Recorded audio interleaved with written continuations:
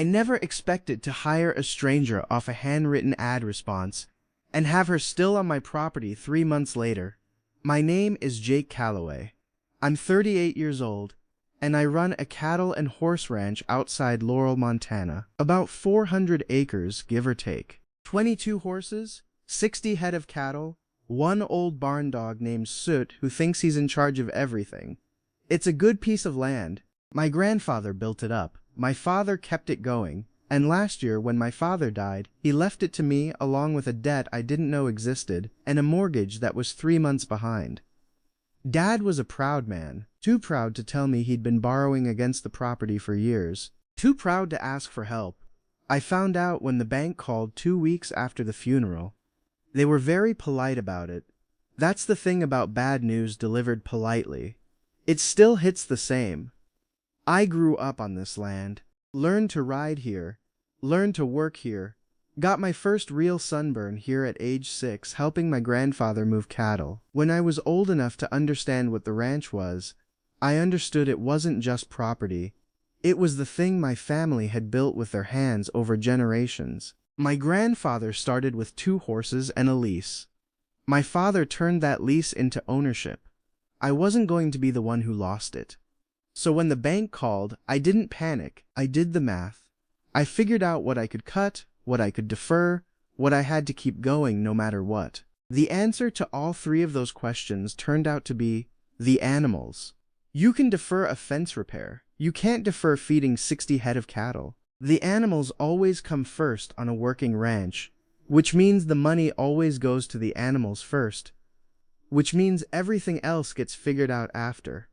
The piece I couldn't figure out was labor. I'd had 2 ranch hands through the winter and into spring. One quit in March to go work for his brother-in-law. The other quit in May when a better offer came through from a bigger operation in Wyoming. I didn't blame either of them. I couldn't match what bigger places paid, and I couldn't pretend otherwise. So I was running the ranch alone, behind on payments, short on sleep, and I just lost my last ranch hand when I put the ad in the Laurel Gazette, looking for experienced ranch hand, summer season, room and board included. The ad was 6 lines long, and I didn't expect much from it. I got 4 responses. 3 of them were men I knew or knew of. The 4th was a woman named Wren. I'll be honest, I almost didn't call her back. Not because she was a woman. I've worked alongside plenty of women who could outwork most men I know. I almost didn't call her back because her note was too short. It said, "I know horses. I'm a hard worker. I won't cause trouble. Wren Calloway." I stared at that last name for a while. Same as mine. That was either a coincidence or a sign. I'd stopped believing in signs after my father died, so I called it a coincidence and called her back. She showed up on a Tuesday morning in early June, driving a truck that had clearly seen better decades. She was maybe 29, 28, with dark hair pulled back under a worn hat and the kind of calm in her eyes that you see in people who've spent a lot of time around animals.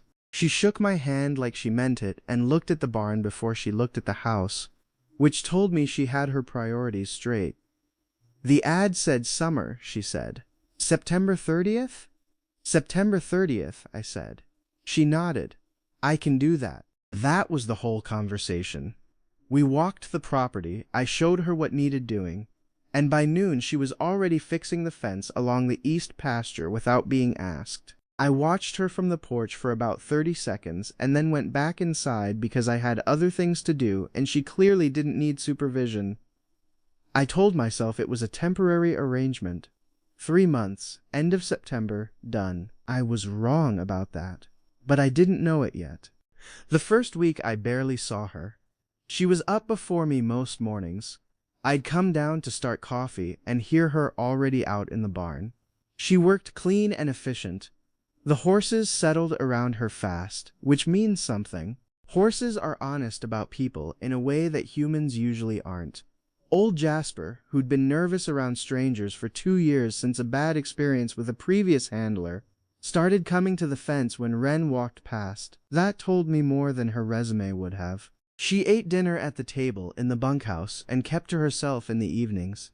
She wasn't unfriendly. She just didn't push conversation, and neither did I. We found a rhythm fast, the kind that happens when two people are both used to working rather than talking. I noticed things about her gradually.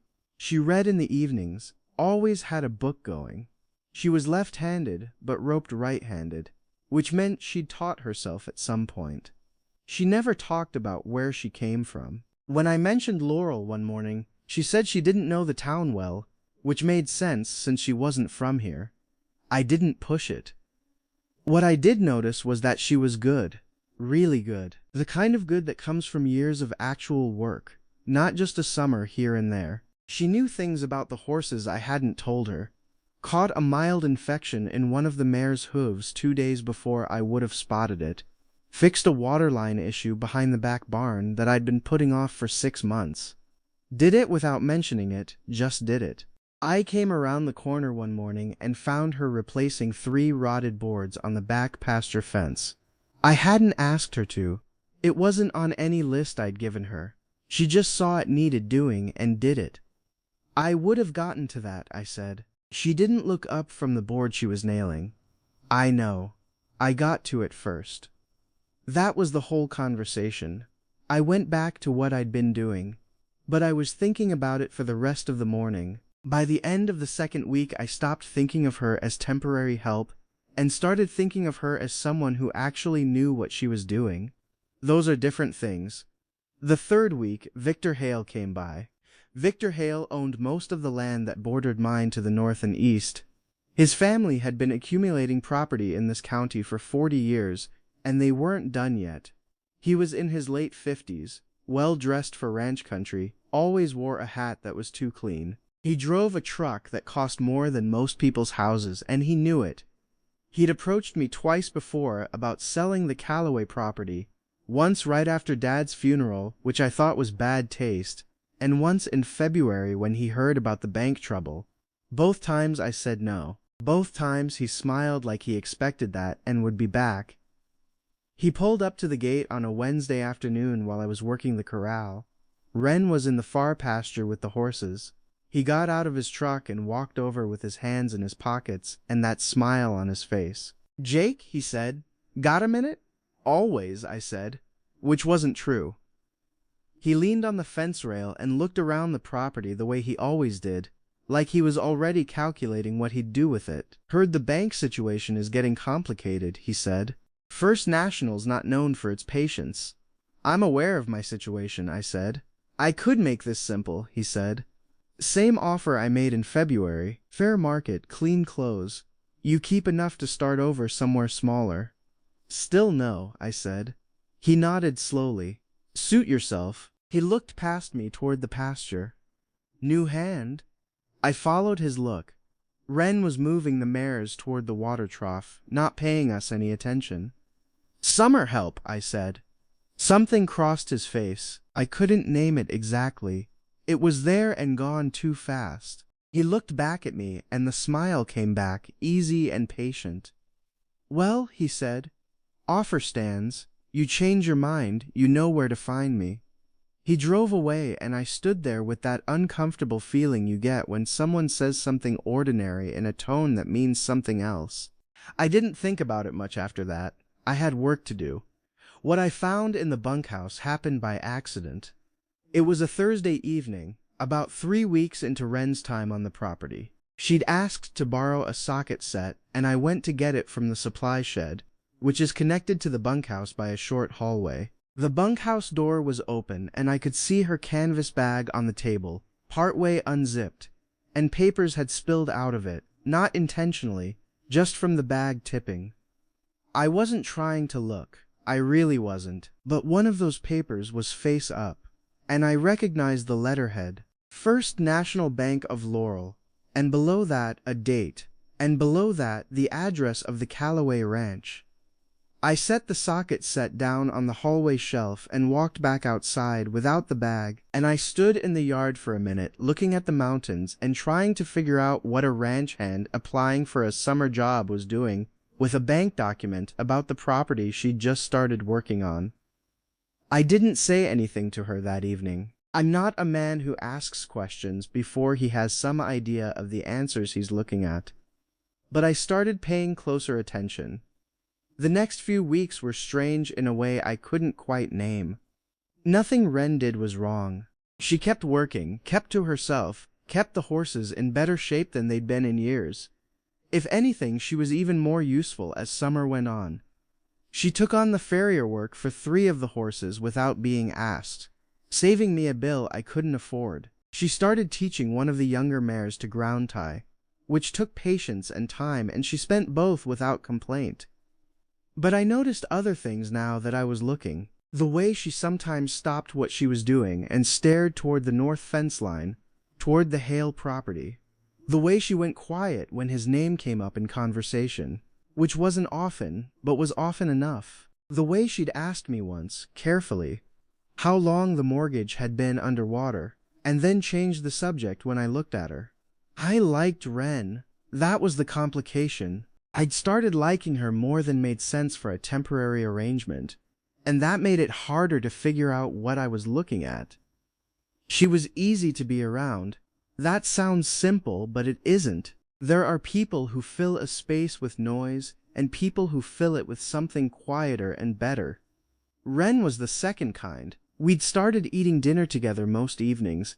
Nothing planned, it just started happening. One of us would have extra food, and the other would be there. We talked about the ranch, about the horses, about things we'd read.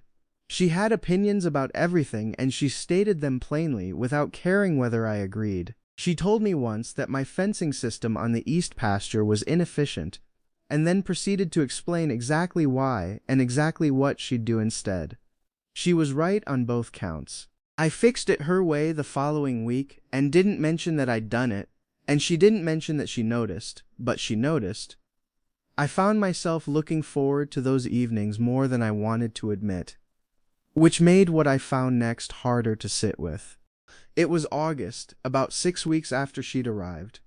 I was looking for an old property map, the kind from before the county started digitizing records, in the office where Dad kept his files. Boxes everywhere, papers going back decades. I was halfway through a box from 15 years ago when I found a folder I didn't recognize. Inside was a photograph, a man I didn't know, standing in front of a building I didn't recognize. Clipped to the photograph was a business card. Victor Hale, Land and Property Development. And behind the business card, a promissory note. My father's signature at the bottom. The amount was significant. The terms were unclear in a way that looked deliberate. I sat in the office for a long time after that. My father had borrowed money from Victor Hale. Not from the bank, from Victor personally. And the terms of that note were structured in a way that, if I read them right, gave Victor a claim on the property that went beyond what the bank held. Which meant Victor Hale might already own a piece of the Callaway Ranch. And he'd been coming around with his polite smile and his fair market offers, knowing that. I sat with that for the rest of the evening. Then I went out to the barn to check on the horses, because when I don't know what to do with something, I do something simple and physical until I can think straight. Wren was in the barn already, brushing down Jasper. She looked up when I came in and saw something in my face. "You okay?" she said. "Found something in my father's papers," I said. "Something about Victor Hale." She went still. Not the normal still of someone stopping what they're doing, the particular still of someone who was expecting something and just heard it. "What kind of something?" she said. I told her about the promissory note. She listened without interrupting. When I finished, she was quiet for a moment. Then she said, "Can I show you something?"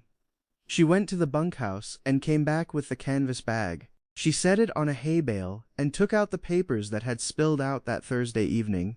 She handed them to me one by one. Bank statements, property records, a copy of a lawsuit from 7 years ago, a rancher named Ed Purcell who'd taken a personal loan from Victor Hale and lost his property in what the court called a default, but what the filings made look like something else. Another case from 11 years ago. Same structure, different rancher. The last document was a letter. It was addressed to Wren. From Victor Hale. It said that her father's debt to him was due, that the terms had accelerated, and that one way to resolve the situation would be for her to report back on the status of the Calloway mortgage and the owner's willingness to sell. I read it twice. Then I looked up at Wren. She was watching me with an expression that was steady but not easy. The expression of someone waiting to be judged and not sure they'll survive the verdict. "When did you get this?" I said. "2 weeks before I applied for the job," she said. "And you came anyway." "I came to figure out what he was actually doing," she said. "Not to help him, I want you to know that." Her voice was even, but her hands weren't. "My father owes him money, real money, but the way he structured it, I've seen it before in those cases. He does this to people. He finds someone who's in debt to him, and he uses them to get to someone else." She paused. "I wasn't going to let him do that. Not to you, not to anyone else." I looked at the documents in my hands, at the pattern they laid out, case by case. Victor Hale acquiring land from struggling ranchers through personal debt arrangements that looked informal until the moment they weren't. "You've been building this case," I said. "Yes, this whole time. Yes." I set the papers down. "Wren, you could have told me." "I know," she said.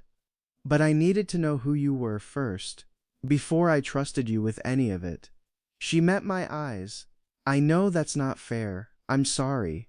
I thought about Jasper coming to the fence when she walked past, about the water line she fixed without being asked, about the evenings at the kitchen table, and the way she stated her opinions plainly and didn't apologize for them. "How bad is your father's situation?" I said. She looked at the floor for a moment. "Bad enough that he thought this was his only option, sending me here." She looked up. "He doesn't know I went sideways on the plan." "He's going to find out," I said. "I know," she said. "I'm working on that part." We stood in the barn for a while, Jasper shifting behind us, the evening light coming in through the high windows. I had about 40 different feelings, and none of them were simple. "What do you need?" I finally said. She blinked, like that wasn't the question she was expecting. "What?" "To finish what you're trying to do," I said. "What do you need?" She looked at me for a long moment. Something in her face did something I hadn't seen it do before. It softened, just at the edges, just enough. "Access to your father's files," she said. "All of them. Whatever he kept about the property, the loans, any dealings with Hale. If the pattern is there, we can take it to the county attorney." "Okay," I said. She shook her head slightly. "You're not going to ask me anything else?" "I'll ask later," I said. "Let's do the thing that matters first." The next 2 weeks were the most work I'd done since the spring roundup, except it was a different kind of work. Wren and I went through every box in my father's office, every folder, every receipt, every letter. We built a timeline. We cross-referenced it with the property records she'd already gathered. We found 3 more promissory notes, smaller amounts, different dates, all structured the same way, all with terms that were deliberately ambiguous. Wren was organized and methodical, and she'd clearly done this kind of research before. She'd studied the She knew earlier what she was cases looking down for, to the and she individual moved through the filing documents dates fast without missing anything. I watched her work across the desk from me, papers spread out between us, and I thought about the Thursday evening in June when those papers had spilled from her bag, and I'd seen the bank letterhead, and felt my stomach drop. I thought about how long she'd been carrying this. "Your father," I said one evening. "Does he know what Hale does to people?" She didn't look up from the document she was reading. "He knows he's losing his property," she said. "He doesn't know the mechanism. He's just scared." She turned a page. "He's been scared for a long time." "You're protecting him," I said. She looked up at that. "I'm trying to," she said. "It's complicated. He made bad choices, and I'm the one here trying to fix them." She paused. "I'm not angry at him. I just wish he'd asked me before it got this far." I understood that more than she knew. Victor Hale appeared at the property again on a Saturday morning, which he hadn't done before. He didn't pull up to the gate. He stopped on the road and just sat there in his truck for about 10 minutes, which was a message all by itself. I went out to the porch. Wren was already there, watching. "He knows something's changed," she said quietly. "How?" "Someone in the county records office," she said. "He has people everywhere. We accessed some of the filings this week. He'll have been notified." Victor's truck pulled forward and drove away without stopping. "We need to move," Wren said. "How soon?" "Today," she said, "if you're ready." I looked at the road where his truck had been, at the property my grandfather built and my father kept, and that I had been fighting to hold on to since a phone call from a polite bank officer 8 months ago. "I'm ready," I said. The county attorney's name was Patricia Voss, and she had the look of someone who had seen everything and was not easily impressed. She listened to us for 2 hours without interrupting. She went through the documents one by one. She asked questions that were specific and pointed, and she wrote down every answer in a notebook with a green cover. When she was done, she was quiet for a moment. Then she said, "This is a pattern." She looked at Wren. "You built this."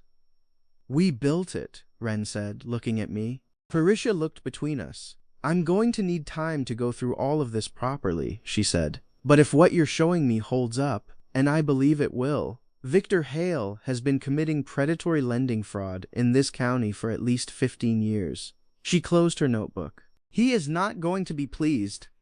"No," I said, "he isn't." "Are you prepared for that?" I thought about the clean hat and the polite smile and the way he'd looked past me at Wren that afternoon like he already knew what she was doing on my property. "Yes," I said. The drive back from Patricia's office was quiet for the first 20 minutes. Then Wren said, "Thank you for not asking me to leave when you found out."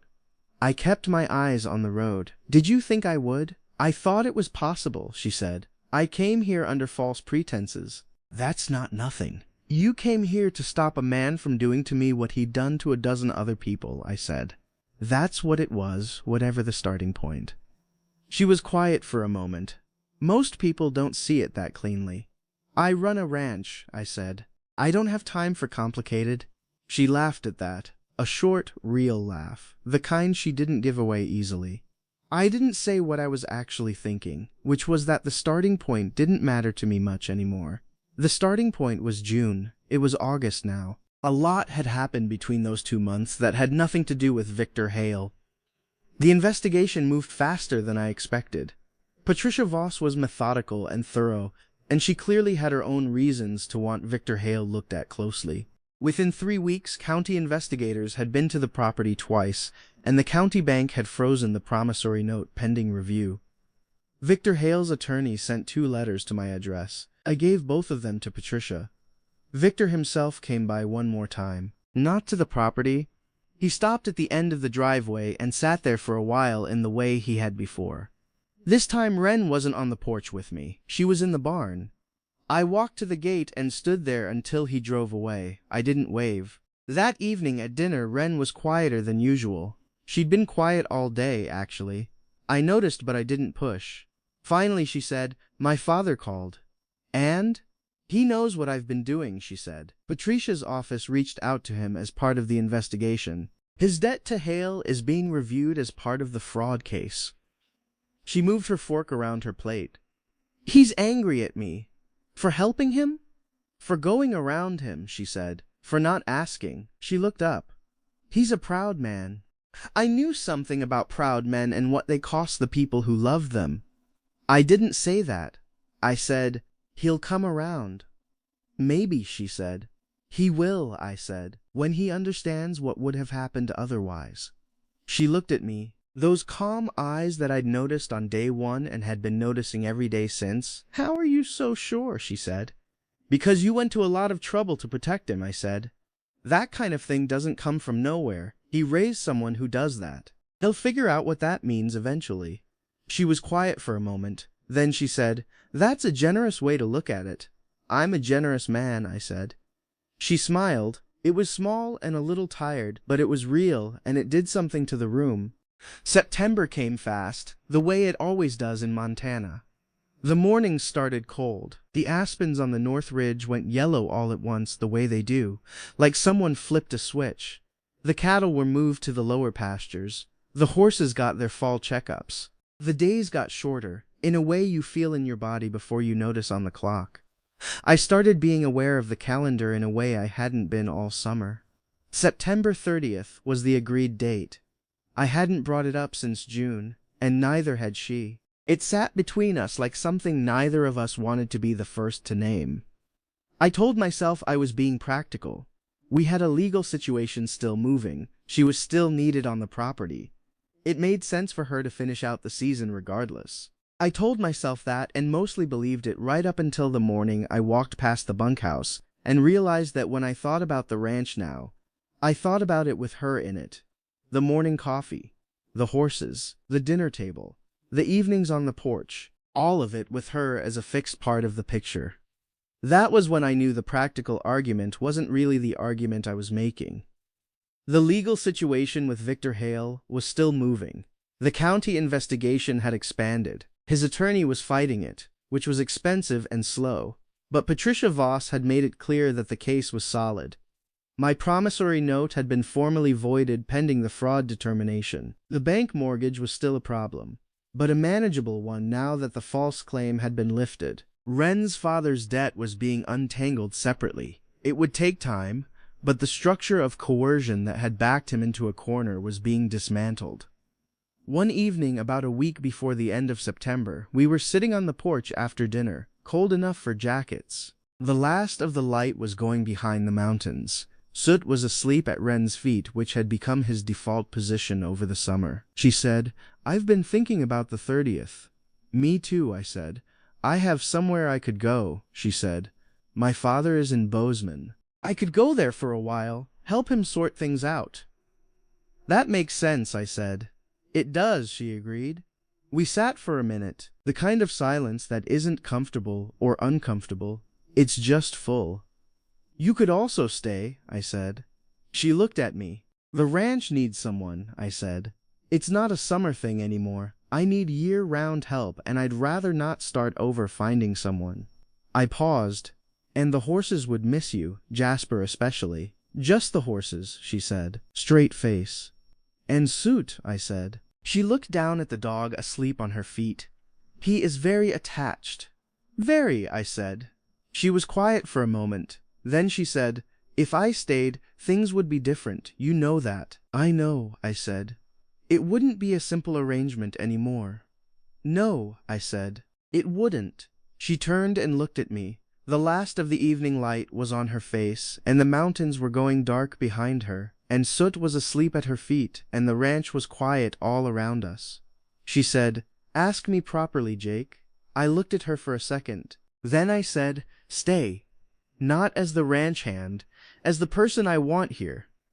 She was quiet long enough that I thought I'd misread everything. Then she said, "Okay." "Okay," I said. She looked back at the mountains. "Your father would have liked me," she said. "Eventually." "Eventually," I agreed. She smiled. Soot snored. The mountains went dark. Victor Hale was formally charged in November.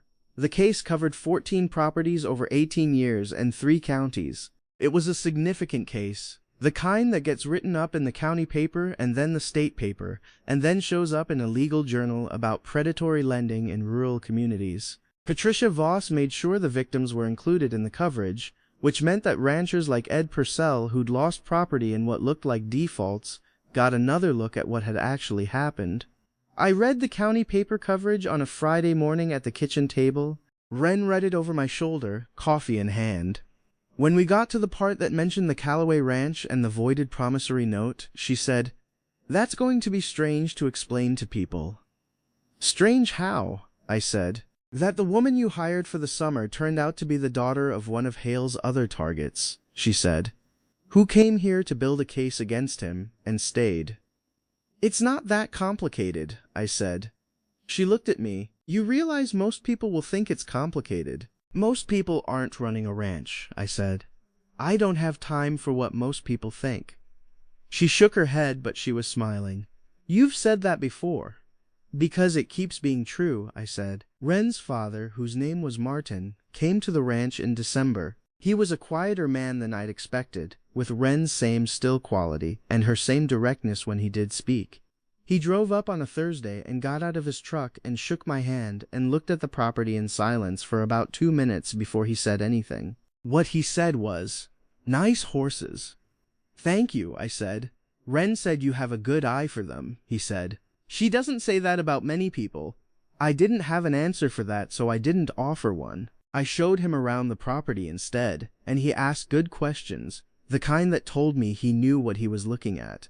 He'd ranched himself years back before things went the way they went.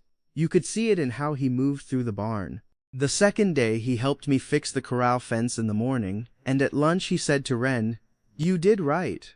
That was all. But Wren looked at him for a long moment and then nodded, and I understood that was a significant exchange between two people who didn't exchange significant things lightly. He stayed 4 days. On the last evening, he and I sat on the porch while Wren was inside, and he said, without looking at me, "She's not easy." "I know," I said. "She's worth it," he said. "In case you were wondering." "I wasn't wondering," I said. He looked at me then, and whatever he saw, he nodded once, and that was the end of the conversation. She drove him back to Bozeman at the end of the week and came home on a Sunday afternoon. I was in the barn when I heard her truck. She came in and looked at Jasper and then looked at me. "How was the drive?" I said. "Good," she said. "He talked the whole way, first time in a while." She leaned on the stall door. "He said to tell you the fence looks solid." "High praise," I said. "From him, yes," she said. She moved past me to check on the horses, and I watched her go. The worn hat, the left-handed way she moved through the barn, the way Jasper tracked her like she was the fixed point in the room. And I thought about a Tuesday morning in June when a truck pulled up and a stranger got out and looked at the barn before she looked at the house. I put the ad in for a summer hand and got 4 responses. 3 were men I knew. The 4th was a woman named Wren who said she knew horses and was a hard worker and wouldn't cause trouble.